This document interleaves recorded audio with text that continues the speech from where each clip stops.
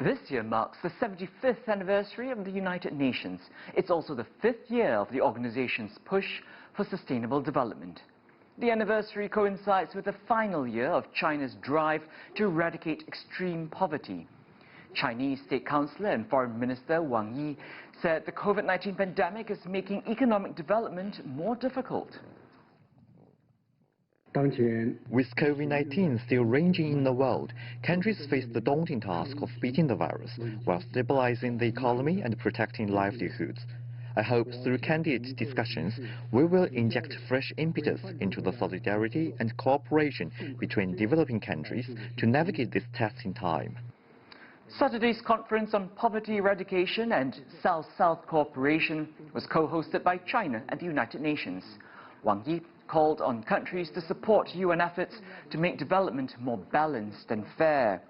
Well, for more on this, we're joined by Changhua Wu. She's Executive Director of the Professional Association for China's Environment. Welcome to the show.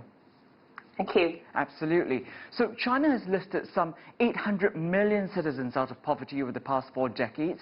What programs have been most successful in making this progress? China is definitely achieving the zero poverty. The target is set by the end of this year, and this is achieved by through a and a national strategy, a very integrated national strategy. This could be reflected just through a few fronts. Firstly, every year, #1 national policy document of the country is always around rural development, agriculture, and the farmers. The reason is that we all know if you look at the population in rural areas, they tend to be larger, stuck in the poverty, extreme poverty in particular. So that's why the national government has put it as absolute #1 priority, policy priority every year. Through that process is a commitment on investment of national budgets and also financial instruments to mobilize more financing instruments or financial resources to invest in infrastructure, particularly focusing on transportation, electricity, water sanitation, and also Wi-Fi connection, broadband, among others.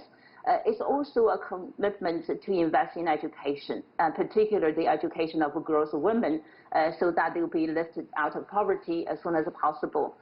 In that process, actually, the government has been advocating very aggressively for region-to-region collaboration, particularly the developed regions along the coast of the country to support central and western part of the country. In most cases, they are stuck in poverty. And of course, business community also been stepping in to support around expertise, access to markets, job creation, opportunities, and of course, education there as well. So throughout the process, as you mentioned, China has already managed to lift 800 million people out of poverty in the last 4 decades.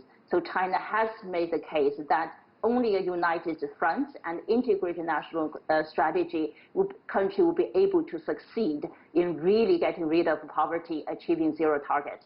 Right, I like this idea of the united front because Chinese State Councillor and Foreign Minister Wang Yi, as we mentioned earlier, chaired a meeting at the UN this week focused on helping nations alleviate poverty. So how can countries best cooperate with each other to achieve this?